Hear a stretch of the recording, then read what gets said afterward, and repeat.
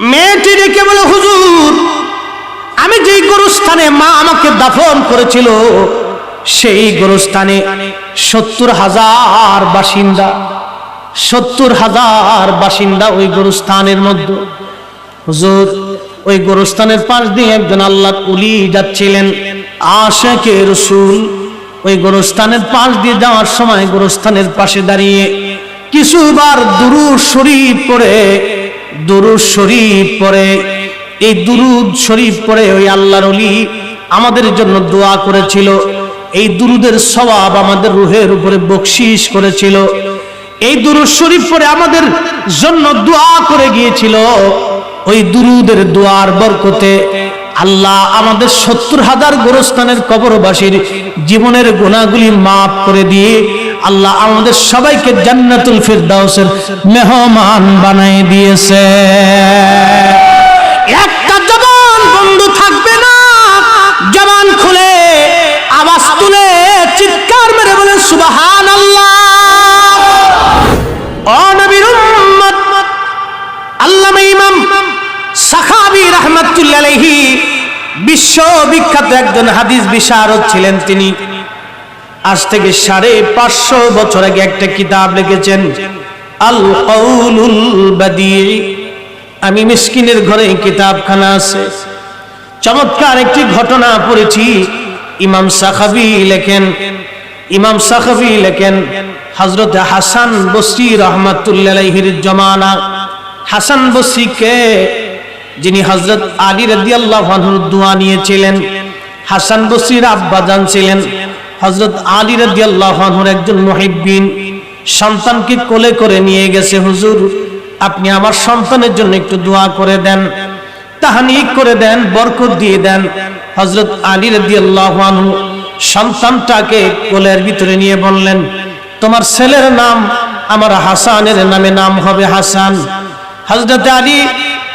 হযরত হাসান বসরির মুখ, ছোট্ট মুখটাকে হাত দিয়ে চাপটা ধরে হযরত আলী রাদিয়াল্লাহু আনহু নিজের মুখের থুতু মোবারক হাসান বসরির মুখের মধ্য দিয়ে বলেছিলেন, যাও তোমার ছেলের জন্য দোয়া করে দিলাম, তোমার ছেলে হাসান এই জমানার সর্বশ্রেষ্ঠ আল্লাহ আলেম বানায় দেবে। হাদিসের এমন কোন কিতাব নাই যে কিতাবে হাসান বসরির নাম না আছে। ফিকের এমন কোন কিতাব নাই যে কিতাবে হাসান বসরির নাম না আছে। উনি ওই জমানার আলেম, যেই জমানায় ইমাম হাসান হুসাইন রাদিয়াল্লাহু আনহুমাকে শহীদ করা হয়েছিল। ইমাম হুসাইন যখন শহীদ হন কারবালায়, হাসান বসরি তখন কুফাতে বসরাতে থাকেন। একাধারে 3 দিন পর্যন্ত হাসান বসরি কেঁদেছিলেন আর আফসোস করেছিলেন, হায় উম্মত, তোমাদের জন্য কত বড় আফসোস, তোমরা এমন একজনকে শহীদ করেছো আসমানের নিচে জমিনের উপরে, ওনার মতো সম্মানিত আর এই সময়ের মধ্যে কেউ নাই। হাসান বসরি ছিলেন ওই জমানার আলেম। একবার জোরে বলা যাবে কি মারহাবা। আল্লামা ইমাম শামসুদ্দিন সাখাবী রাহমাতুল্লাহি আলাইহি লেখেন, হাসান বসরির দরওয়াজায় এক মহিলা গেলেন, যে বলেন, হুজুর আমার মেয়েটা সকালবেলা মারা গেছে, আমি বিকেলবেলা আপনার কাছে আসছি। হুজুর আমার মেয়েটা কবরস্থ হয়ে গেছে, খুব ভালোবাসতাম আমি আমার মেয়েটাকে। হুজুর আমার মেয়েটা জান্নাতি না জাহান্নামী আমি একটু জানতে চাই। আসতে বললেন, মনে হয় একবারই সহজ। যেমনি মনে হচ্ছে দুপুরেও খান নাই, রাত্রেও খান নাই, চাটাও খান নাই, একবারে বিরাট বড় দুর্বল। হযরত হাসান বসরির কাছে ওই মহিলা এসে বলেন, হুজুর আমার মেয়ে কবরে, আমি জানতে চাই সে কি জান্নাতি না জাহান্নামী, কিভাবে আমি জানবো? আপনি দয়া করে আমাকে বলেন। হাসান বসরি বলে দিলেন, মা বাড়ি চলে যাও, এশার নামাজ পড়বা, নামাজ কমপ্লিট করার পরে 4 রাকাত নফল নামাজ পড়বা। প্রথম রাকাতে সূরা ফাতিহা, সূরা তাকাসুর, দ্বিতীয় রাকাতে সূরা ফাতিহা, সূরা তাকাসুর, তৃতীয় রাকাতেও সূরা ফাতিহা, সূরা তাকাসুর, চতুর্থ রাকাতেও সূরা ফাতিহা, সূরা তাকাসুর। এই 4 রাকাত নফল নামাজ পড়ে তাসবিহ খানা হাতে নিবা, প্রিয় নবীজির দুরূদ শরীফ পড়তে পড়তে ঘুমাবা। আমার দেশের কিছু ভাইদের তো নফল নামাজ লাগে না, আবার আরেক দল নতুন আলটামাটাম বেরিয়েছে, উরে সর্বনাশ, কি ভাব চক্কর দিয়ে নামাজ পড়ে, এরা নামাজের পরে মুনাজাতি মানে না। এই কথা বলেন না কেন? এদের কাছে মুনাজাতি নাই, বিরাট ধর্মবিদ, একবারে শাইখে মাদানি সাহেব, খুব শাইখে মাদানি সাহেব। আমার দেশের যুবক পোলাপান আমার ট্যাবলেটের মতো গিলে গিলে খাচ্ছে, এটা নাম দিছি বাবা ট্যাবলেট। একবার যদি খাও তো সারা জীবনের জন্য নেশা লেগে যাবে, আর ছুটতে পারবে না, বেঈমান হয়ে কবরে যাওয়া ছাড়া কোনো রাস্তা নাই। বেহেশতে দেখি বাপ দাদার গেলে ফুদ্দারি সম্পত্তি পাইছ, সাইলি পাওয়া যায়। নবীর উম্মত খুব সাবধান করে বলে দিচ্ছি, শুনে যাবেন হযরত হাসান বসরির চমৎকার এই ঘটনা শিখার জন্য বলতেছি, খুব মনোযোগ। প্রিয় নবীজির দুরূদ শরীফ পড়ে পড়ে রাত্রিবেলা ঘুমাইবি রে মা, আল্লাহ তোমাকে দেখাইবে তোমার মেয়ে জান্নাতি না জাহান্নামী, জান্নাতি না জাহান্নামী। মহিলা চলে গেলেন, রাত্রিবেলা এশার নামাজ পড়ে বিশেষ নিয়মে নফল নামাজ পড়লেন। আমার দেশে নফলের তো গুরুত্ব এখন হারাই গেছে। আগে মুরব্বীদেরকে দেখতাম নামাজ পড়ার পরেও নফল পড়তো, বয়স হয়ে গেছে, বুড়া হয়ে গেছে। এখনো কিছু বুড়া মানুষ আছে নামাজ শেষ করার পরে দাঁড়ায় দাঁড়ায় বাঁকা হয়ে হয়ে নফল নামাজ পড়ে। আরে বুড়া মানুষের নফল লাগে, তুই জুয়ান মানুষ মুনাজাত বাদ দিয়ে দিলি, মানে ধর্মটারে ল্যাংটা বানানোর বুদ্ধি হয়েছে। আমরা সুন্নিরা যতদিন জিন্দা থাকবো ইসলাম ধর্ম ল্যাংটা বানাইতে দেব না। এই কথা বলেন ঠিক না? ঠিক, ধর্ম ল্যাংটা বানানোর বুদ্ধি করছে, খালি মুক্তাসার মানে যে এটা বেদাত, এটা বেদাত, এটা বেদাত, কি ঢক মতো বলতেছে বেদাত বেদাত। মুসলমান বেদাতের কথা শুনে মনে করছে ওরে সর্বনাশ, জাহান্নামে বুঝি এবারই চলে গেছে। বেদাতি কি আজকে চিনে দিয়ে যাবো, বেদাতি চিনে যাবেন আজকে। হযরত হাসান বসরি শিখিয়ে দেওয়া মোতাবেক মহিলা রাত্রিবেলা আমল করে ঘুমানোর পরে দেখে, স্বপ্নের ভিতরে দেখে রে মেয়েটা জাহান্নামের লেলিহান শিকার ভিতরে দাও দাও করে জ্বলতেছে। মা বরদাস্ত করতে পারেন নাই, মেয়ের আর্ত চিৎকার দেখে মা সহ্য করতে পারেন নাই, ঘুম ভেঙে গেল। মা ফজরের নামাজ পড়ে মা হেঁটে হেঁটে হেঁটে হেঁটে আবার আসছে, হুজুর আপনার দেওয়া আমল মোতাবেক আমি রাত্রিবেলা আমল করেছি, স্বপ্ন দেখলাম আমার মেয়েটা জাহান্নামের লেলিহান শিখে দাও দাও করে আগুনে জ্বলতেছে। আমার মেয়ের কঠিন চিৎকারে মার ঘুম ভেঙে যায়। হুজুর আমি আসছি, আমার কি কোনো রাস্তা আসেনি, আমার মেয়েটাকে জাহান্নাম থেকে বাঁচানোর কোনো সুযোগ আসেনি? হাসান বসরি ডেকে বলে মারে বাড়ি চলে যাও, তোমার মেয়ের নামে বেশি বেশি করে সদকা দিতে থাকো, সদকা দিতে থাকো, বেশি বেশি করে সদকা দাও তোমার মেয়ের জন্য। হযরত হাসান বসরি কথা বলে মহিলাকে বিদায় দিয়ে দিলেন। ওই দিন রাত্রিবেলা হযরত হাসান বসরি ঘুমিয়ে আছেন, স্বপ্নের ঘরে দেখে জান্নাতুল ফিরদাউসের ভিতরে এক যুবতী নারী জান্নাতুল ফিরদাউসের মধ্যে হাঁটাহাঁটি করতেছে। হাসান বসরি ডেকে বলেন, এক যুবতী নারী তুমি জান্নাতে কেমনে আসলা, কোন আমলের বিনিময়ে তুমি জান্নাত পাইছা বলবানি, কোন আমলের বিনিময়ে তুমি জান্নাত পাইলা বলবানি। মেয়েটি ডেকে বলে, হুজুর আপনি আমাকে কি চিনেন না? যে মহিলা আমার জন্য মেয়ের জন্য আপনার কাছে দোয়ার দরখাস্ত নিয়ে গিয়েছিল সেই মেয়েটাই আমি। আল্লাহ আমাকে ক্ষমা করে দিয়ে জান্নাতুল ফিরদাউসের মেহমান বানিয়ে দিয়েছে। বাজান রে, আল্লাহর ক্ষমা ছাড়া আমাদের আর কোনো উপায় নাই। কুল ইয়া ইবাদিয়াল্লাযীনা আসরাফু আলা আনফুসিহিম লা তাকনাতু মির রাহমাতিল্লাহ। আল্লাহ বলে, হাবিব আপনার উম্মতদেরকে জানিয়ে দেন, আপনার উম্মতেরা যেন আমি মালিকের রহমত থেকে নিরাশ না হয়ে যায়, নিরাশ না হয়ে যায়। ওয়ালা ইয়াগফিরুজ যুনুবা জামিআ, আমি মালিক তাদের জীবনের সমস্ত গুনাহগুলি মাফ করে দেব। এ নারায়ণগঞ্জের বন্দরের মুসলমানের আরিক, আমরা তো রহমতে চিনলাম না, মালিকের রহমত কি? লা তাকনাতু মির রাহমাতিল্লাহ, আমার রহমত থেকে নিরাশ হইও না। মালিকের রহমত কি? মালিকের রহমত মালিক জানাই দিলেন কোরআনে, ওমা আরসালনাকা ইল্লা রাহমাতাল লিল আলামিন। হুজুর, পৃথিবীর মধ্যে শুধুই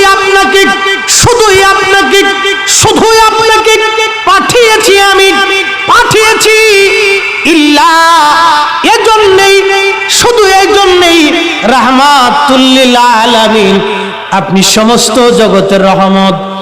ইল্লা না কোন শব্দের আগে ব্যবহার করা হয়, এই জন্যই পরের শব্দটাকে অধিক পরিমাণে গুরুত্ব প্রদান করার জন্য।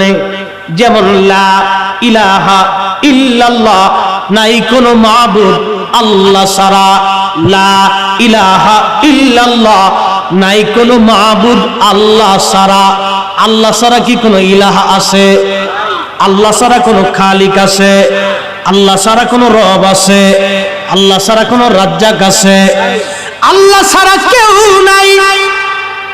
আল্লাহ ছাড়া কোনো মালিক নাই, খালিক নাই, রাজ্জাক নাই, রহমান নাই, রহিম নাই, গফুর নাই, গফফার নাই, করিম নাই, সত্তার নাই, জব্বার নাই, খালিক নাই, বার নাই। আল্লাহ আল্লাহ আল্লাহ আল্লাহ, এজন্য আল্লাহ ইল্লাল্লাহ ইল্লাল্লাহ ইল্লাল্লাহ, আল্লাহ শব্দের আগে আল্লাহ ইল্লা ব্যবহার করছে। এখানে আল্লাহ বলছেন ওমা আরসালনাকা ইল্লা রাহমাতাল লিল আলামিন, সমগ্র জগতের জন্য আপনি নবীকে শুধুই রাহমাতুল লিল আলামিন বানাইছি, আপনি ছাড়া আর কোনো রহমত নাই। একবার জোরে বলা যাবে কি মারহাবা? আমার দেশের শাইখে মাদানি সব ওয়াজ করে, নবীরে বানাইলে আল্লাহ কিছুই বানাইতো না, না বানাইলে সব জাল হাদিস। ওরে সূরা, এই সূরা, তুই জাল হাদিস চোখে দেখলি, কোরআন তোর জাল করতে পারবি না। কিয়ামত পর্যন্ত টাইম দিয়ে গেলাম। ওমা আরসালনাকা ইল্লা রাহমাতাল লিল আলামিন, আল্লাহ তাকে পাঠিয়েছেন সমস্ত জগতের রহমত বানিয়ে। আর আল্লাহর রহমত ছাড়া আসমানের জায়গা আসমান থাকবে না, জমিনের জায়গা জমিন থাকবে না, সূর্যের জায়গা সূর্য থাকবে না, আকাশের জায়গা আকাশ থাকবে না, নক্ষত্রের জায়গা নক্ষত্র থাকবে না, সমুদ্রের জায়গা সমুদ্র থাকবে না, সপ্তম আসমান আর সপ্তম জমিনের সৃষ্টির কিছুই থাকবে না।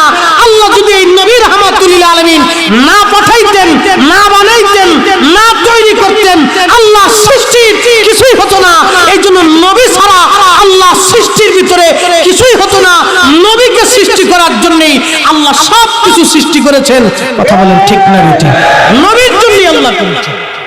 ও সাতা কোরআন বুঝে কি? আর কোরআন বুঝে অসুবিধা নেই, কোরআন বুঝে খালি বাহ্যিক দিক। কোরআনের দুইটা দিক আছে, একটা জাহির আর একটা বাতিন। ও খালি জাহিরটা নিয়ে ফালফা।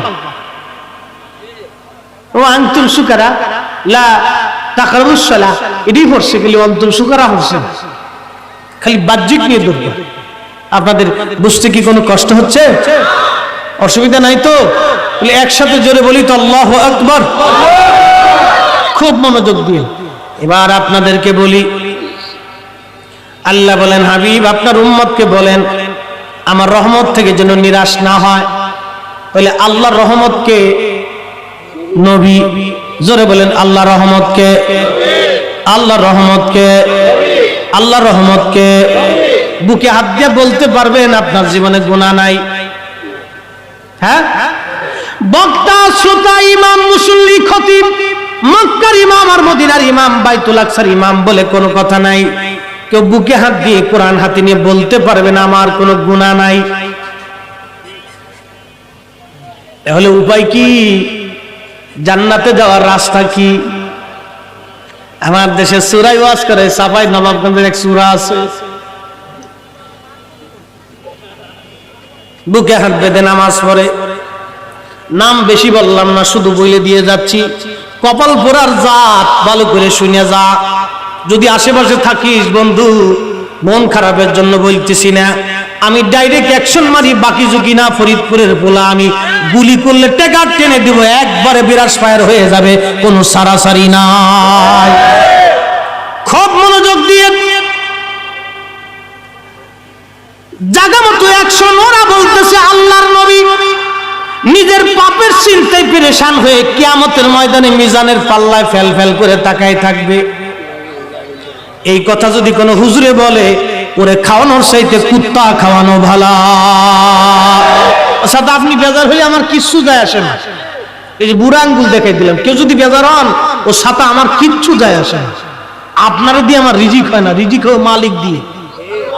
আর মালিক সন্তুষ্ট হয়, রসুল সন্তুষ্ট হলে আমার নবীর ইজ্জতের চাদর ধরে টান দিবেন আর আপনাকে চুমা দিব।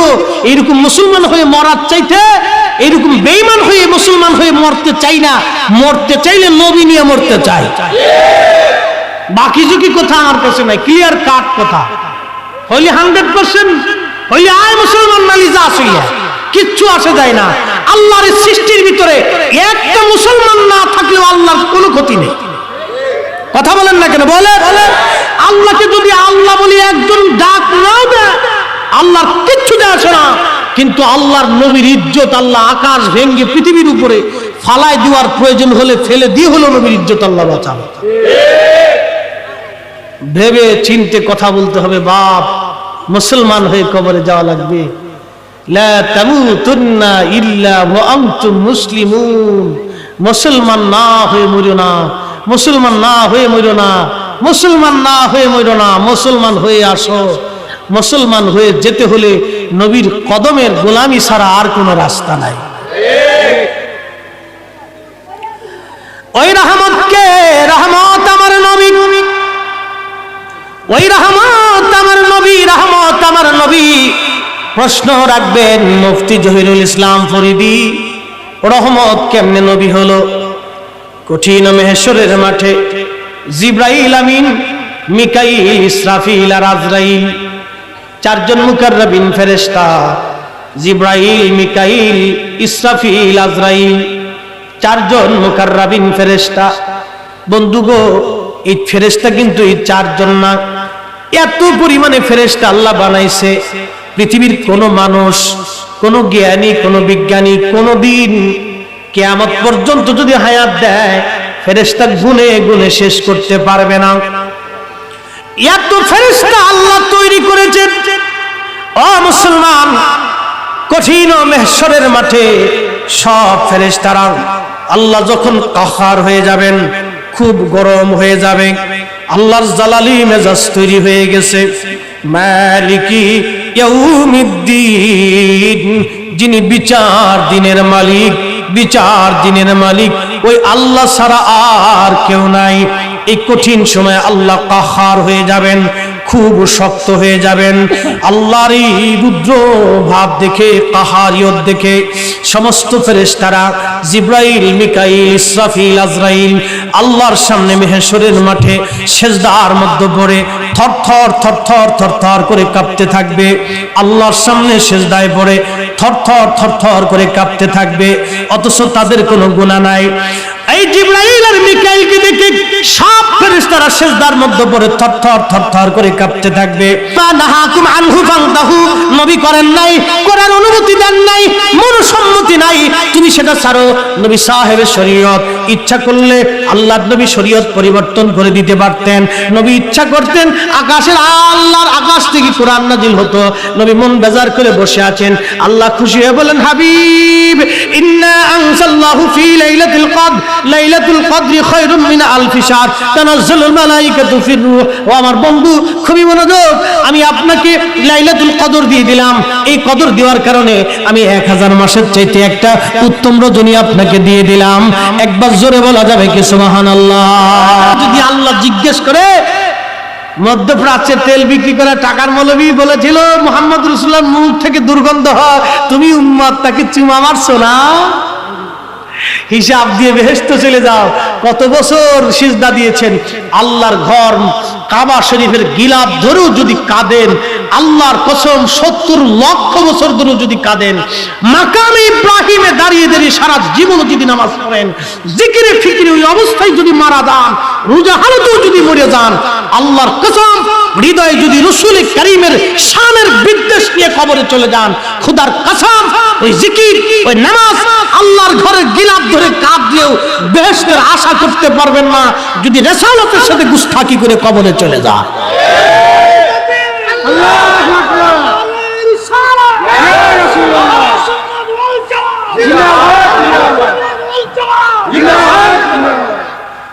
বুঝতে কি কোনো অসুবিধা হচ্ছে? বুঝে যান। ওয়াজ করলে কে লাভ, শুনলে কে লাভ? লাভ হবে তার আমলে, আমলেও লাভ হবে না নবী প্রেম না থাকলে দিলে। নবী প্রেম থাকলে দিলে লাভ হবে কম আমলে, সুপারিশ করবেন নবী রোজ হাসরের ময়দানে।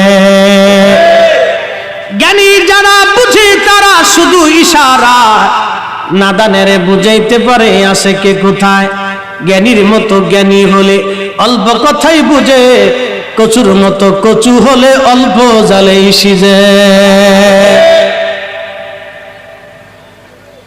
হযরত হাসান বসরি দেখে বলে, যুবতী নারী, জান্নাতের মধ্যে তুমি আসলা কোন আমলের বিনিময়ে বলো? মেয়েটা বলে, হুজুর, যেই নারী আপনার কাছে সন্তানের বিষয় নিয়ে গেছিল, সেই মেয়ের নারীর সন্তান আমি। আল্লাহ আমাকে মাফ করে দিয়ে জান্নাতি বানাইছে। ও যুবতী, তুমি কোন কারণে আল্লাহ তোমাকে মাফ করছে? বলবা কি আল্লাহ কোন কারণে মাফ করছে?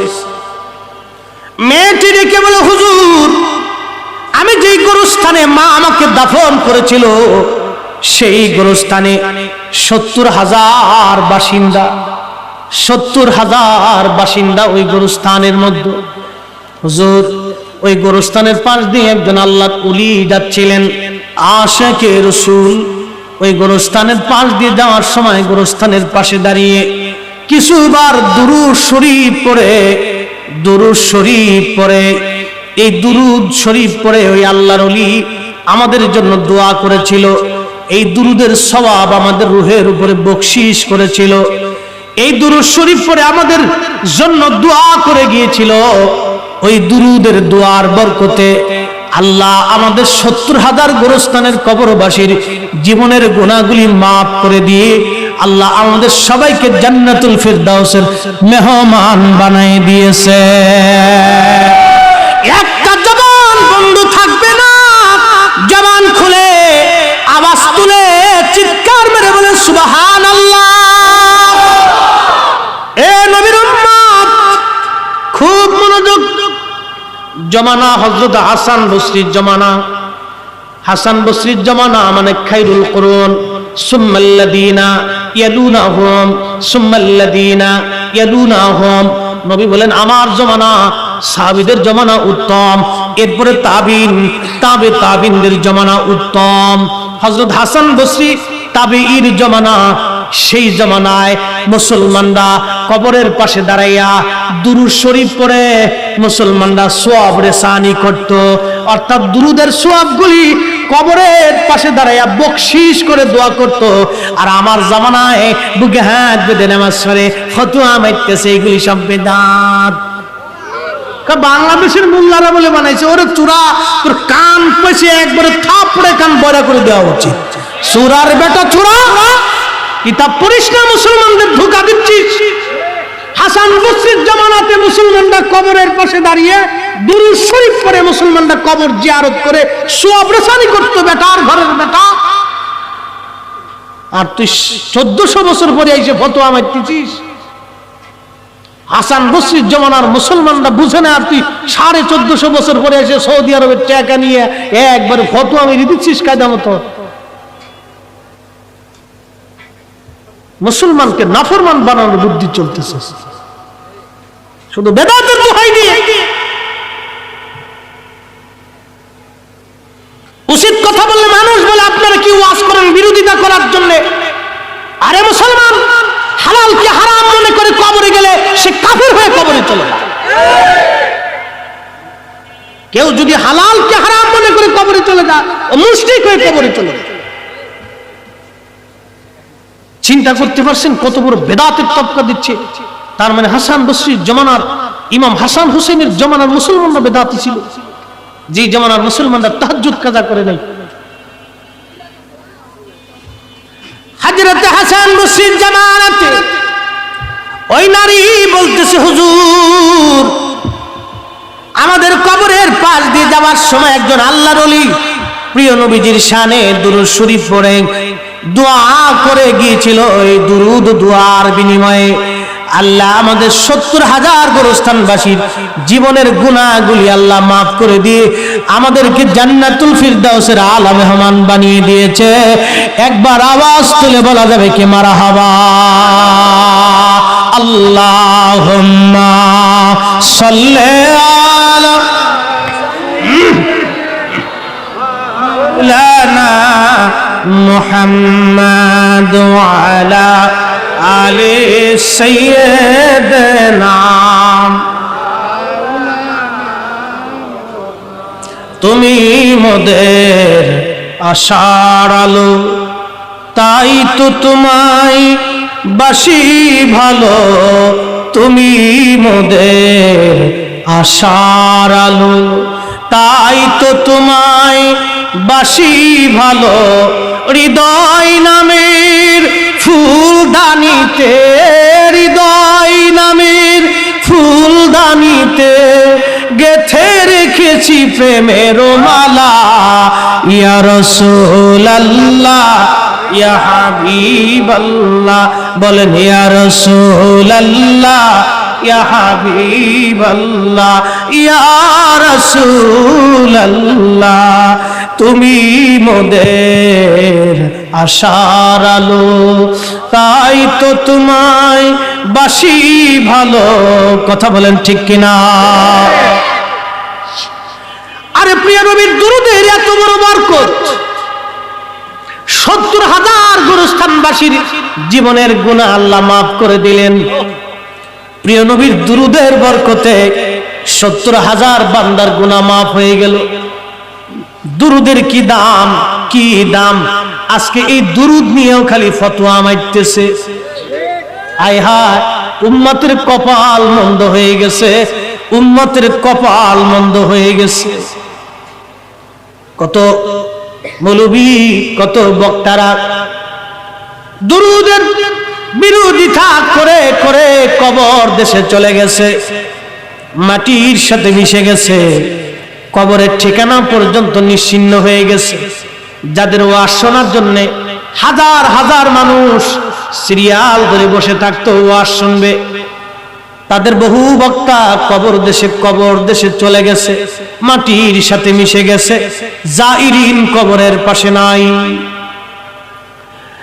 কিন্তু আমার নবীর দুরূদ আগেও ছিল, এখনো আছে, আগামীতেও চলবে, কখনো বন্ধ হবে না। কথা বলেন ঠিক কিনা?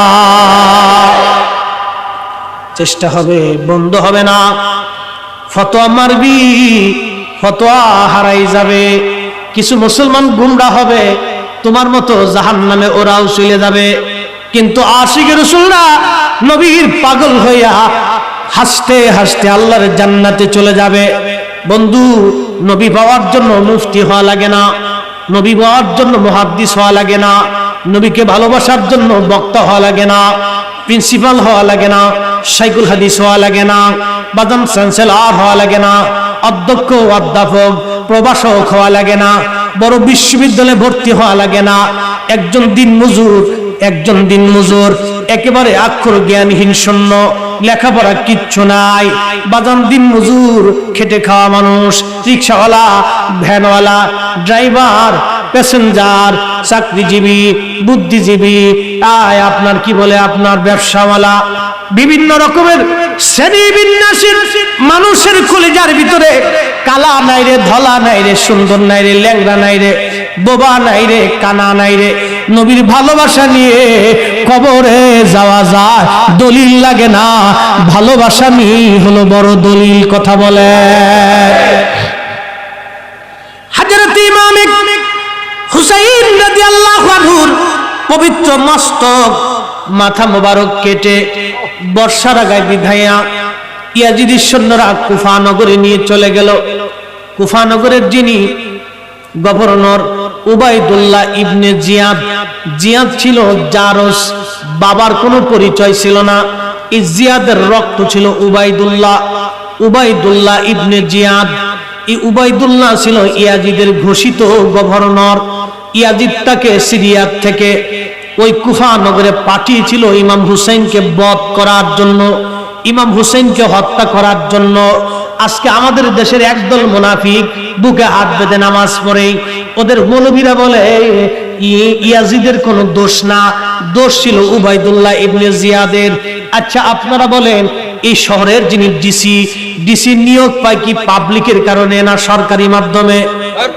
হ্যাঁ, এই শহরের যিনি ডিসি, এই ডিসি যদি এই শহরের প্রধানমন্ত্রীর হুকুমে অথবা প্রশাসনিক হুকুমে যদি এখানে এসে আজকের মাহফিলে 10 জনকে গুলি করে মারার হুকুম দেয়,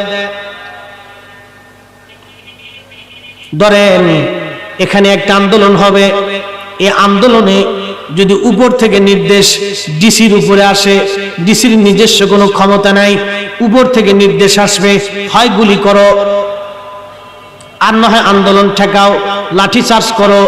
ডিসির নিজস্ব কোনো পাওয়ার নাই, এসপির নিজস্ব কোনো পাওয়ার নাই। এসপি ফোন দিয়ে উপরে, স্যার কি করবো এখন, একবারে কঠিন অবস্থা, এবার ফায়ার করো। ধরেন ফায়ার করা হলো, 50 জন মানুষ মারা গেল, দোষ কার? খালি ডিসি না প্রশাসনের সবার ঊর্ধ্বতন কর্মকর্তাদের? বাজান খুব মনোযোগ দিয়েন।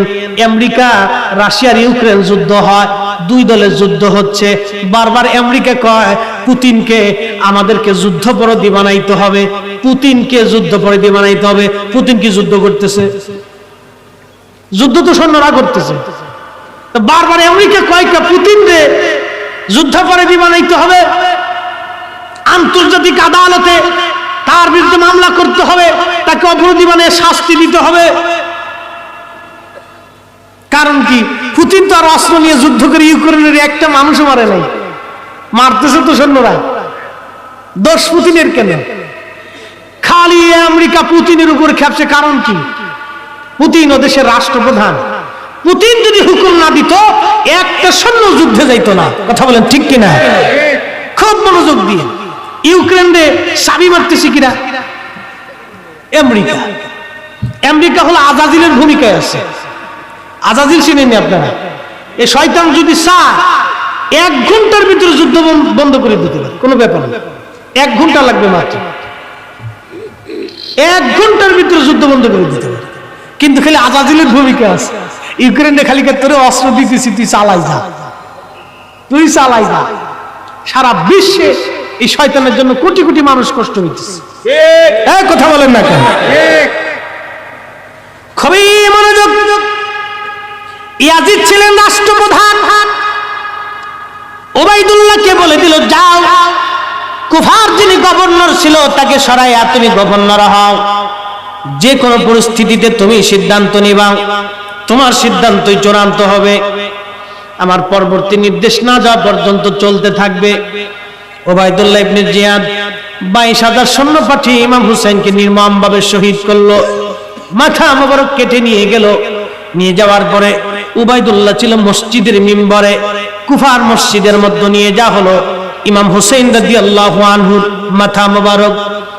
উবাইদুল্লাহ পবিত্র মিম্বার শরীফে বসে ইমামে মাকামের মাথা মোবারক মিম্বরের নিচে পায়ের সামনে রেখে মুসলমানদের উদ্দেশ্যে ভাষণ দিচ্ছিল। আল্লাহর ঘর মসজিদের মিম্বরে বসে ভাষণ দেয় উবাইদুল্লাহ ইবনে জিয়াদ, হে মুসলমানেরা, আমিরুল মুমিনিন ইয়াজিদের বিজয় আল্লাহ দিয়েছে, মিথ্যাবাদী হুসাইনের পরাজয় আল্লাহ দিয়েছে। একবার জোরে বলা যাবে কি নাউজুবিল্লাহ? খুব মনোযোগ দিয়েন। ওই মসজিদের ভিতরে হাজার হাজার মুসলমান বসা ছিল, কোন মুসলমান প্রতিবাদ করে নাই, কোন মুসলমান কথা বলে নাই, একজন মুসলমানও কথা বলে নাই। প্রত্যেকটা মুসলমানের মুখে দাড়ি ছিল। ওই জমানার মুসলমান দাড়ি চাচতো না, দাড়ি চেঁচে ফেলবে কল্পনাও করতো না।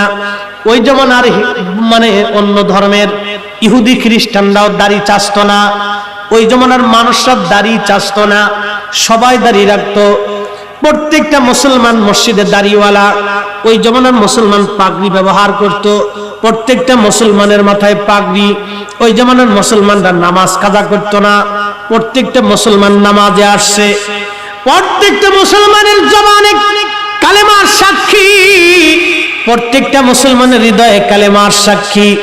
প্রত্যেকটা মুসলমান কোরআন শরীফ পড়নেওয়ালা। ওই জমানার মুসলমান কোরআন পড়া ছাড়া ছিল না, প্রত্যেকটা মুসলমান কোরআন পড়নেওয়ালা। সবাই মসজিদের ভিতরে ইমাম হুসাইনের মাথা মোবারক পায়ের কাছে। উবাইদুল্লাহ ইবনে জিয়াদ হলো মিম্বর, মসজিদের মিম্বরে ভাষণ দিচ্ছে, আমিরুল মুমিনিন ইয়াজিদের বিজয় হয়েছে, মিথ্যাবাদী হুসাইনের পরাজয় হয়েছে। একটা মুসলমানও সেই দিন প্রতিবাদ করে নাই, একটা মুসলমানের জবান সেই দিন খুলে নাই। মুসলমান মসজিদের এক কোণাতে একজন অন্ধ আশিক রাসূল ছিল, চোখ ছিল তার অন্ধ কিন্তু দিল ছিল তার জিন্দা। তার নাম ছিল হযরত আফিফ রাদিয়াল্লাহু আনহু। মসজিদের কোণাতে লাফ মেরে দাঁড়িয়ে দিয়ে বললেন, আরে মারজানার ছেলে, আরে মারজানার ছেলে, আমার হুসাইনকে আজকে মিথ্যাবাদী বানিয়েছিস, নবীর দুশমনকে আমিরুল মুমিনিন বানিয়েছিস। আল্লাহর কসম করে বলি, খোদার কসম করে বলি, এই মসজিদের মধ্যে তোকে আমি হত্যা করতাম যদি আমার চোখ আজকে ভালো থাকতো।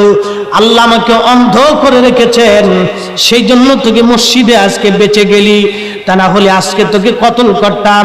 মসজিদের মধ্যে হাজার হাজার মুসলমান, কেউ প্রতিবাদ করে নাই, সবার চোখ ছিল, তার মানে দিল অন্ধ ছিল। আর হযরত আফিফের চোখ অন্ধ ছিল কিন্তু দিল তাজা ছিল। আচ্ছা আপনারা বলেন, এই হাজার হাজার মুসলমানের মধ্যে ঈমানওয়ালা কয়জন? হ্যাঁ বলেন, ঈমানওয়ালা কয়জন? হ্যাঁ জোরে বলেন, কয়জন? এই সাক্ষী কিয়ামতের ময়দানে কাজে লাগবে। বলেন, ঈমানওয়ালা কয়জন? নবীর প্রেমিক কয়জন? এই অন্ধ আশিক রাসূল সেই দিন নবীর পক্ষে কথা বলার জন্য তাকে মসজিদ থেকে বের করে এনে মসজিদের বাহিরে এনে তাকে জবাই দেয়া হলো। জীবন দিয়ে দিলেন আফিফ, কিন্তু ঈমান দেন নাই। আজকে আল্লামা নুরুল ইসলাম ফারুকীকে কয়েক বছর আগে এই দিনে শহীদ করা হয়েছিল। আজকের রজনীতে আল্লামা নুরুল ইসলাম ফারুকী কোনো রাজনীতি করতেন না, তিনি বিরোধী দল, পক্ষের দল, সরকারি বেসরকারি কোনো বিষয় ছিল না। তিনি একজন চ্যানেলের একজন ভাষ্যকার ছিলেন। শুধু নবীর ইজ্জতের পক্ষে কথা বলার জন্য এই নজদি পন্থীরা তাকে হত্যা করে ফেললো, শহীদ করে দিল। নুরুল ইসলাম শহীদ হওয়ার পরে আচ্ছা বলেন, বাংলাদেশ থেকে কি মিলাদুন নবী বন্ধ হয়েছে? হ্যাঁ, নুরুল ইসলাম শহীদ হয়ে যাওয়ার পরে কি আলেমরা জবান বন্ধ করে দিয়েছে? আরে একজন নুরুল ইসলামকে শহীদ করেছিস, লক্ষ নুরুল ইসলাম তৈরি হয়ে গেছে। কথা বলেন ঠিক কিনা? ওরা মনে করছিল একজনের জবান বন্ধ করে দেই সবাই ভয় পেয়ে যাবে। আরে ছাতা বুঝো নাই, উনি একা শহীদ হয়েছে, লক্ষ নুরুল ইসলাম ফারুকী তৈরি হয়ে আছে। মুসলমান জীবনের ভয় করে না, আশিক রাসূলরা জীবনের মায়া করে না। এরা নবীর কদমের প্রেমিক হইয়া তারা নিজের জীবনগুলি হাসতে হাসতে কুরবানি দেওয়ার জন্য প্রস্তুত হয়ে থাকে। খুব মনোযোগ দিয়ে হযরত আফিফ রাদিয়াল্লাহু আনহুকে মসজিদ থেকে বের করে হত্যা করা হলো, শহীদ করে দেওয়া হলো। সেই দিন মসজিদের ভিতরে হাজার হাজার কালমা পড়নেওয়ালা, আপনারা সাক্ষী দিলেন, এখানে ঈমানওয়ালা একজন, তিনি হযরত আফিফ। বাকিরা মুখে কালমা ছিল কিন্তু অন্তরে ছিল না, মুখে কালমা ছিল কিন্তু অন্তরে ছিল না। আপনারা সাক্ষী দিলেন ঈমানওয়ালা একজন। 1400 বছর পরে এসে মসজিদে মিম্বরে দাঁড়াইয়া ইমাম সাহেব ওয়াজ করে, হযরত ইয়াজিদ রাহমাতুল্লাহ আলাইহি তিনার কোনো ভুল ছিল না। মুতল্লি গিলে গিলে খায়, মুসল্লি গিলে গিলে খায়। মুতল্লি কথা কয় না, কমিটিও কথা কয় না, মুসল্লিও কথা কয় না, মুসল্লিও চুপচাপ, কমিটিও চুপচাপ। তার মানে কি বুঝলেন? 1450 বছর আগে কুফার মসজিদে উবাইদুল্লাহর ভাষণের সময় যখন বলা হলো আমিরুল মুমিনিন ইয়াজিদ, হাজার মুসলমান কথা বলে নাই, কথা বলেছিল একজন। তার মানে ওই জমানার মুসল্লি আর এই জমানার মুসল্লির মধ্যে কোনো তফাৎ নাই। বুঝলে বুঝে যান, না বুঝলে কিছু করার নাই। বলেন কি তফাৎ আছে? হেতাও তো নামাজ পড়ছে, হেতাও নামাজ পড়ে, হেতাও আজান দিছে, হেতাও আজান দেয়, হেতাও কোরআন পড়ছে, হেতাও কোরআন পড়ে, হেতার মুখেও দাড়ি, হেতার মুখেও দাড়ি, হেতার মাথায় পাগড়ি, হেতার মাথায় পাগড়ি। পার্থক্য কি? কত পার্থক্য! আপনারা তো মুসল্লি তো কুলু ফেটে বসে দিচ্ছে, সব শোনার কি দামি ক্ষতি পাইছি রে হুজুর। কত বড় হুজুর! হ্যাঁ হুজুর, কত বড় হুজুর, কত বড় লম্বা হুজুর। মেহেশ্বরের মাঠে আল্লাহর আদালতে দাঁড়াইতে হবে হুজুর, আল্লাহর আদালতে দাঁড়াইতে হবে হুজুর। জবাব সেদিন দিয়ে দিও, জবাব সেদিন দিতেই হবে। আল্লাহর আদালতে দাঁড়াইতে হবে আর জবাব সেদিন দিতে হবে হুজুর। জবাব দিয়ে বেহেশতে যাওয়া লাগবে হুজুর। এটা কি বাপ দাদার গেলিফুদ্দারি? ম্যাজিস্ট্রেট কোর্ট, জজ কোর্ট আর সুপ্রিম কোর্ট থেকে মামলা হেরে গেলেও রাস্তা খোলা থাকে। আইনের ফাঁক ফোকরার ধারা সারা দিয়ে 16 কলা 3 কলা দিয়ে যে কোনো মাধ্যমে বের হয়ে আসতে পারেন, কিন্তু আল্লাহর আদালত থেকে ছুটে যাওয়ার কোনো সুযোগ নাই, কোনো সুযোগ নাই। মুসল্লি চুপচাপ করে মসজিদ থেকে নামাজ পড়ে চলে আসবে না, মনে করছেন বেহেশত পেয়ে গেছি না। যার নানার বদৌলতে বেহেশত, যার নানার বদৌলতে সুপারিশ, যার নানার বদৌলতে নাজাত, যার নানার বদৌলতে দ্বীন, যার নানার বদৌলতে কালেমা, যার নানার বদৌলতে কোরআন, যার নানার বদৌলতে মসজিদ, যার নানার বদৌলতে মিম্বর, সেই মিম্বরে দাঁড়িয়ে হুজুর ওয়াজ করে, তার নানার তার এই দুশ্মনের পক্ষে ওয়াজ করে, আর মুসল্লি কোনো পেটে মুখ চেপে বসে থাকে, মনে করছে বেহেশত পেয়ে গেছি।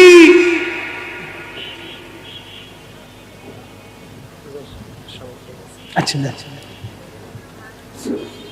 নারে তাকবীর, আল্লাহু আকবার, নারে সালাত, ইয়া রাসূলুল্লাহ। সভাপতি সাহেবের আগমন, শুভেচ্ছা স্বাগতম। সভাপতি সাহেবের আগমন, শুভেচ্ছা স্বাগতম। খান মাসুদ ভাইয়ের আগমন, শুভেচ্ছা স্বাগতম। খান মাসুদ ভাইয়ের আগমন, শুভেচ্ছা স্বাগতম। নারে তাকবীর, আল্লাহু আকবার, নারে সালাত, ইয়া রাসূলুল্লাহ। আহলে সুন্নাত ওয়াল জামাত জিন্দাবাদ, জিন্দাবাদ। সভাপতি সাহেবের আগমন, শুভেচ্ছা স্বাগতম। সভাপতি সাহেবের আগমন, শুভেচ্ছা স্বাগতম। জনাব খান মাসুদ ভাইয়ের আগমন, শুভেচ্ছা স্বাগতম। খান মাসুদ ভাইয়ের আগমন, শুভেচ্ছা স্বাগতম। নারে তাকবীর, আল্লাহু আকবার, নারে রিসালাত। খান মাসুদ ভাইয়ের আগমন, শুভেচ্ছা স্বাগতম। সভাপতি সাহেবের আগমন, শুভেচ্ছা স্বাগতম।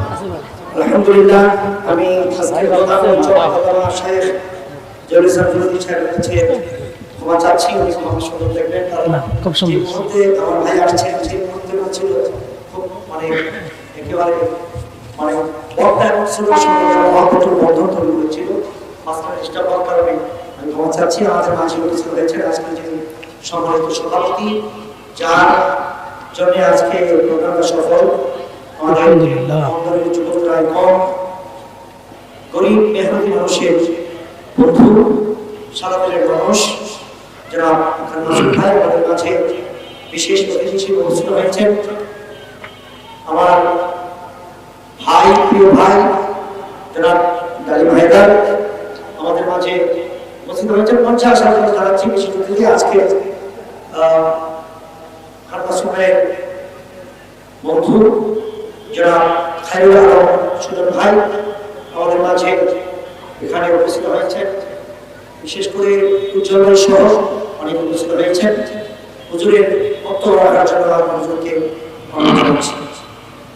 আমরা সবাই বলি আলহামদুলিল্লাহ, ভালো আছি। মাশাআল্লাহ, শুকরিয়া। আল্লাহ আমাদেরকে কবুল করুন, বলে না আমিন। মোহতারাম সভাপতি মহোদয়, তিনি আমাদের মাঝে আসছেন, অতিথিবৃন্দ, আমন্ত্রিত মেহমানবৃন্দ এবং সুধী সমাজ সবাই আসছেন। আমরা আলোচনা দীর্ঘায়িত করব না, মোহতারাম সভাপতি কথা বলে শেষ করবেন, আমরা মাহফিল শেষ করে দেব। আর অল্প একটু সময় আমি আপনাদেরকে নিয়ে 2-4টি কথা বলে শেষ করে দিচ্ছি। একসাথে সবাই বলি তো আল্লাহু আকবার। হকের উপরে থাকা, হকের উপরে থাকা, এই শিক্ষাটা কি ইমাম হুসাইন দেন নাই? জোরে বলেন, দেন নাই? উনি যদি ইচ্ছা করতেন মিথ্যাবাদী ইয়াজিদের কাছে মাথা নত করতে পারতেন না? উনি কি সারেন্ডার করছেন? করেন নাই। উনি জীবন দিয়েছেন, সন্তান কুরবানি করেছেন, ক্ষুধা বরণ করেছেন, তৃষ্ণা নিয়েছেন, মিথ্যার কাছে মাথা নত করেন নাই। সেই দিন যদি ইমাম হুসাইন ইয়াজিদের কাছে মাথা নত করত, উম্মতে মুহাম্মাদি কিয়ামত পর্যন্ত মিথ্যার কাছে মাথা নত করত। আমরা আহলে সুন্নাত ওয়াল জামাত, আকীদা আহলে সুন্নাত ওয়াল জামাতকে মনে প্রাণে বিশ্বাস করি। আমরাই কাদির, আমরাই অরিজিনাল জামাত। আকীদা আহলে সুন্নাত ওয়াল জামাত এই জমিনের অরিজিনাল জামাত। যারা আকীদা আহলে সুন্নাত ওয়াল জামাত আজকে বেদাতি বলতেছে, ওরাই এদেশের রোহিঙ্গা, ওরাই এদেশের রোহিঙ্গা। কথা বলেন ঠিক না বেঠিক? এরা আইসা আমরা বেদাতি বানাচ্ছে। হ্যাঁ, বেদাতি। ইলেকট্রনিক্স মিডিয়াটা হাতে পাই, খালি কা বেদাতি। বেদাতি কি একটু বুঝে যাইতো? মুক্তাসার 5 মিনিটে বেদাত বুঝবো। মেহসুরের কঠিন মাঠ কায়েম হয়েছে, কঠিন মাঠ। আজকে যেটাকে সহজ ভাবতেছেন, এটা একেবারেই সহজ। যদি বাংলাদেশ এখন ইউক্রেন রাশিয়ার মতো যুদ্ধ বাঁধত, আজকের প্রোগ্রাম সম্ভব ছিল? কথা বলেন, সম্ভব ছিল? এখন কে কার সন্তান বাঁচাবে, কার পরিবার বাঁচাবে, সবাই ব্যতিব্যস্ত হয়ে যাবে।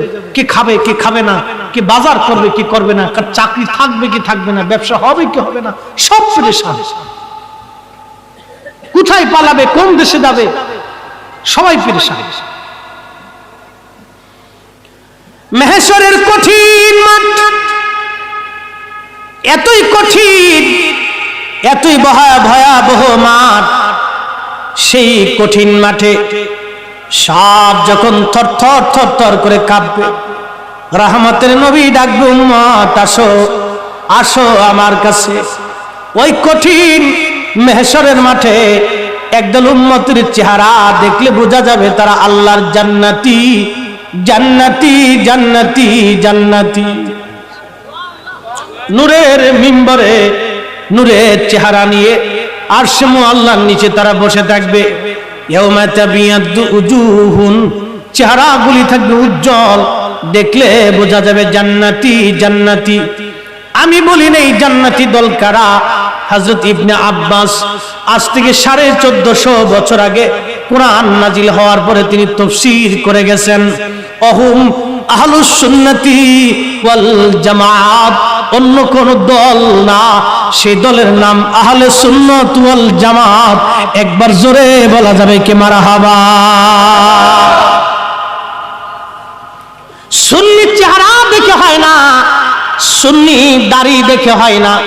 খান মাসুদ ভাইয়ের দাড়ি ছোট তাই বলে সে সুন্নি না, এরকম বিষয় না। কাজী নজরুলের দাড়ি নাই, সে সুন্নি না। রবীন্দ্রনাথ ঠাকুরের দাড়ি লম্বা, সে সুন্নি। কি কথা কন না কেন ভাইজান? কবি মধুসূদন দত্ত বিরাট বড় বড় মোষ, অর্ধেক মোষ আর অর্ধেক দাড়ি, সেই বিরাট বড় সুন্নি। বিষয়টা এরকম না। সুন্নি হয় আকীদা, ঈমানে, নবীর প্রেমে সুন্নি হয়, নবীর ভালোবাসায় সুন্নি হয়। খুবই মনোযোগ, সেই দল নাজাতি সুন্নি আহলে সুন্নাত ওয়াল জামাত। ওয়া তাসওয়াদ্দু উজুহুন, আর একদল মানুষের চেহারা থাকবে মলিন, দেখলে বোঝা যাবে জাহান্নামী, জাহান্নামী, জাহান্নামী। ইবনে আব্বাস রাদিয়াল্লাহু আনহুমা রাইসুল মুফাসসিরিন তিনি বলেন অহুম আহলুল বিদআ, ওই দলের নাম হলো বেদাতি বেদাতি বেদাতি। হ্যাঁ, মনোযোগ দেন। আমরা নামাজের পরে মোনাজাত করি, ওরা বলে দিল আমরা বেদাতি। আমরা বরাত পালন করি, ওরা বলে দিল বেদাতি। আমরা মাযহাব মানি, ওরা বলে দিল আমরা বেদাতি। আমরা মিলাদুন নবী পালন করি, ওরা বলে দিল আমরা বেদাতি। আমরা নবীকে তাজিম করি, ওরা বলে দিল আমরা বেদাতি। আমরা নামাজের পরে দোয়া করি, বলে দিল বেদাতি। আমরা উরুস মাহফিল করি, এই ইসালে সওয়াব করি, মানুষের ইন্তেকালের পরে আমরা তাদের জন্য দোয়া ইন্তজাম ফাতিহা করি, বলে দিল বেদাতি। এই কারণে আমাদেরকে বলে দিল বেদাতি। আসলে কি এই কারণেই অরিজিনাল বেদাতি হয় না? কোন কারণে? কোরআন থেকে বুঝে যায়। ওয়া তাসওয়াদু উজুহুন, একদল মানুষের চেহারা মলিন। আল্লাহর নবী সাহাবী বলেন অহম আহলুল বিদআ ওয়াল গুমরাহ, ওই দলের নাম হলো বেদাতি, গুমরাহি দল। এই বেদাতি কারা? আল্লাহ বলবে ফাআম্মাল্লাযীনা ওয়াদ্দাত উজুহুহুম, এরে বান্দারা তোদের চেহারা আজকে মলিন কেন? মলিন হয়ে বসে আছিস কেন? আকাফারতুম বাদা ঈমানিকুম, ঈমান আনার পরে বেঈমান হয়েছিলি, ঈমান আনার পরে বেঈমান হয়েছিলি, ঈমান আনার পরে বেঈমান হয়েছিলি। আমাদের দেশে এক দল আছে, বুকে হাত বেঁধে নামাজ পড়ে, ওরা বলে নবীর আব্বা আম্মা দুইজন জাহান্নামে চলে গেছে। ঈমান আনার পরে বেঈমান। ঈমান আনার পরে, জোরে বলেন, ঈমান আনার পরে, ঈমান আনার পরে আমরা বেদাতি না হেরা? আমরা না হেরা? ওরা বলে নবী মুহাম্মদুর রাসূলুল্লাহ জীবনে অনেক ভুল ছিল। ঈমান আনার পরে, এই কথা বলেন, ঈমান আনার পরে, ঈমান আনার পরে আমরা বেদাতি না ওরা বেদাতি? খুব মনোযোগ দিয়েন। ওরা বলল, ওরা কি বলল জানেন? হযরতে ইয়াজিদ রহমাতুল্লাহি আলাইহি, খুব দক্ষ রেখা, হযরতে ইয়াজিদ রহমাতুল্লাহি আলাইহি খলিফাতুল মুসলিমিন ছিলেন। তাহলে আপনারা বলেন চোরকে সাপোর্ট করে চোরে? ইয়াজিদ ছিল লুচ্চা, মদখোর, নারীখোর। ওই মদখোর, লুচ্চা, নারীখোরকে যারা সাপোর্ট করে ওরাও হলো এই জমানার লুচ্চা। বেজার হন, খুশি হন, ও ছাতা দেখার টাইম নাই। হক কথা বলে যেতে হবে।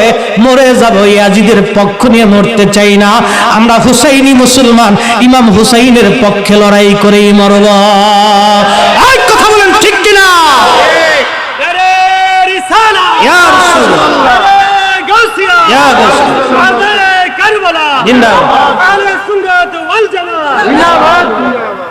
বুঝতে কোনো অসুবিধা? হ্যাঁ, বুঝে যাবে, বুঝটা দরকার। দেখেন বেদাতি কারা, খালি বুঝে যাবেন। আল্লাহ বলবেন কাফারতুম বাদা ঈমানিকুম, ঈমান আনার পরে তোরা বেঈমান হয়েছিলি। ফাযুকুল আযাবা বিমা কুনতুম তাকফুরুন, দূর হয়ে যা। আল্লাহর দরবারে কোনো জায়গা হবে না, দূর হয় বেদাতি, জাহান্নামে চলে যা। আজকে আমি আল্লাহর দরবারে তোদের কোনো জায়গা নাই। দুনিয়াতে ঈমান আনার পরে তোরা বেঈমান হয়েছিলি। তোদের সামনে আমার হুসাইনের দুশমন ইয়াজিদের প্রশংসা করা হয়েছিল। মুহররম মাসে তোরা মুখের মধ্যে কুলু বেটে বসেছিলি আর সেজদা দিয়ে মনে করছিলি জান্নাতে চলে যাবি। ফাযুকুল আযাবা বিমা কুনতুম তাকফুরুন, দূর হয়ে যা শয়তান। এই কথা বলে, আমি কোরআন থেকে বলতেছি, বাইবেল থেকে না। আমি কোরআন থেকে বলতেছি, জবুর থেকে না। আমি কোরআন থেকে বলতেছি, গীতা থেকে না। আমি কোরআন থেকে বলতেছি ভাই, মহাভারত থেকে না। আমি কোরআন থেকে বলতেছি, ইনজিল থেকে না। লা রাইবা ফীহি হুদাল লিল মুত্তাকিন, যালিকাল কিতাব, যেই কিতাবের মধ্যে কোনো সন্দেহ নাই এটা আল্লাহ ওয়ালাদের জন্য হেদায়েত, শয়তানের জন্য এই কোরআনে কোনো হেদায়েত নাই। কথা বলেন ঠিক কিনা? আল্লাহ ওয়ালাদের জন্য হেদায়েত, নবীর গোলামদের জন্য হেদায়েত। প্রিয় মুসলমানেরা, বেদাতি কি চিনে যান? বেদাতি আমরা রে বানাইছি, আমরা বেদাতি। আরে আশুরার মাহফিল করলাম, বেদাতি বেদাতি হয়ে গেছি। মিলাদুন নবী করছি, বেদাতি হয়ে গেছি। মানুষের খাওয়াইলে কয় বেদাতি। বিরিয়ানি যদি রান্না করে কয় যে বেদাতির দল। সিন্নি খালি সিন্নি খায়, খালি সিন্নি খায়। আচ্ছা, সিন্নি বরাতে লেখছে কে? আসতে কোন কে? জোরে কোন? আমাদের সৃষ্টি করার 50,000 বছর আগে আল্লাহ আমাদের কপালে গরুর সিন্নি লিখে রাখছে, আর ওগার কপালে আল্লাহ পোল্ট্রি মুরগি লিখে রাখছে। হ্যাঁ, কথা কর না কে? জোরে কর। হ্যাঁ, আমাদের কপালে তাবারুক লাগছে। সভাপতি মহোদয় থেকে শুরু করে আজকে যারা আসবে, মাহফিলে বসবে, মুসল্লি কাম সহ সবার জন্য তাবারক বরাদ্দ সৃষ্টি করার 50,000 বছর আগে আল্লাহ বরাদ্দ করে রাখছে। আমাদের মতো কপালওয়ালা আর জমিনে কেউ হতে পারে না, ঠিক কিনা? খালি আমরা খুঁজে এবার দাদিরা খালি সিন্নি খায়, ওরা কে শুননি? ওরা সিন্নি, আমরা সিন্নি কর, আমরা জিলাপি বানাইছি। আমাদের ডায়াবেটিস নাই, এই জন্য আমরা বেশি বেশি জিলাপি খাই। ওখানে ডায়াবেটিস আছে, কপালে জিলাপি নাই। কিছু কথা না কইলে মুসল্লিরা ঝিঙে যায়। কিছু কথা তো বলতেই হবে ভাই, আশা কথার বাত নাই, বলতেই হবে। কথা বলেন না কেন? বলার দরকার তো। ছেড়ে দিয়ে কথা বলে কোনো লাভ নেই। সাথে দিন চলে গেছে, দিন চলে গেছে। মাঝখানে বাংলাদেশে জঙ্গিবাদের খুব উত্থান হয়েছিল, খুব ধর্ম দিয়ে একবারে মুসলমানকে বুঝিয়ে দিয়েছেন যা আছে সব কাফের, আমরা যুদ্ধ করি এদেশে সব মাইরে দূরে একবারে ইসলাম কায়েম করে দিই। হায় রে সর্বনাশ! যুবক শ্রেণী পোলাপান দেখি স্কুল কলেজ ভার্সিটি সব অস্ত্র শস্ত্র নিয়ে নেমে গেলে একবারে একবারে যুদ্ধ করে দেশ বিজয় করে গেলেন। ওরে সুরার সুরা কোথাকার! প্রথম যেদিন বাংলাদেশে বোমা মারছে, ঠিক পরের দিন আমি মাহফিল করার জন্য বেরিয়েছি। বিশ্বাস করেন, এদেশের আলেমদেরকে মানুষ কি পরিমাণে তাজিম করে জানেন? নিজের বাড়ির ভালো খাবারটা আলেমের জন্য রেখে দেয়। এখন একটা তলবে আলেম যদি কারো বাড়িতে খা, তো বাড়ির মহিলা চিন্তা করে আমার ছেলে খাক আর না খাক, আমার এই ছেলেটা আমার ঘরে খেয়ে ও মাদ্রাসায় পড়ে, ডিমটা ওকে দিতে হবে। বাড়ির মহিলার ডিমটা ওই ছেলেরে খাওয়া। ইমাম সাহেব হুজুর যদি কারো ঘরে খায়, মহিলা চিন্তা করে হুজুর আমার ঘরে খাবে, ওনাকে একটু ভালো খাবার তো দিতেই হবে। এখন মানুষ এদেশের আলেমদেরকে কি পরিমাণে শ্রদ্ধা করে! বোমা মারার পরে শাইখে বাংলা আব্দুর রহমান নাকি বাংলা শেখ নাকি বাংলা ভাই, ওরে সুরা নাম দিছে কি বাংলা ভাই। ও যদি বাংলা ভাই হয় তাহলে সুরা ভাই কিরা দেশে? হ্যাঁ, নাম দিছে কি বাংলা ভাই। এই আন্তর্জাতিক সুরা সারা দেশে বোমা মেরে দিল। পরের দিন মাহফিল উঠছি ভাই, ডান পাশে সিটে বসে রয়েছি, বাম পাশে সিট খালি। আমি কি ভাই বসেন, মানুষই মনে করছে হুজুরির ব্যাগের ভিতরে বোম টোম আছে কিনা। আল্লাহর কসম ফরিদপুর পর্যন্ত আসলাম, আমার পাশে একটা লোক বসলো না। আমি সেদিন চিন্তা করলাম, হায় আফসোস এই উম্মতের জন্য, আলেমদের ইজ্জত কি পরিমাণে মাটির নিচে এরা ডুবাই দিল। ওটা বোমা সোমা মেরে দিয়ে। ভাই, এদেশে বোমা দিয়ে ইসলাম হয় নাই। ইসলাম এসেছে শাহজালালের হাত ধরে, শাহপরানের হাত ধরে, 300 শাহজাউলের হাত ধরে, খানজাহান আলীর হাত ধরে, কমরউদ্দিন রুমের হাত ধরে, মুজাদ্দিদ আল ফসানির হাত ধরে, মাইনুদ্দিন চিশতির হাত ধরে, আল্লাহর ওলিদের হাত ধরে দেশে ইসলাম এসেছে। আল্লাহর ওলিদের দেখো ইসলাম এসেছে। আহলে সুন্নাত ওয়াল জামাত চলবে। কথা বলেন ঠিক কিনা? মুহতারাম উপস্থিতি, বেদাতি বুঝে গেছেন, তাহলে আহলে সুন্নাত ওয়াল জামাত ছাড়া নাজাতের রাস্তা আছে? আছে। আহলে সুন্নাত ওয়াল জামাতি হক, এটা আগেও হক ছিল, এখনো হক আছে, এটা আগামীতেও হক থাকবে। কে ছাতা কি বললো না বললো ওইগুলি দেখার টাইম আমাদের নাই।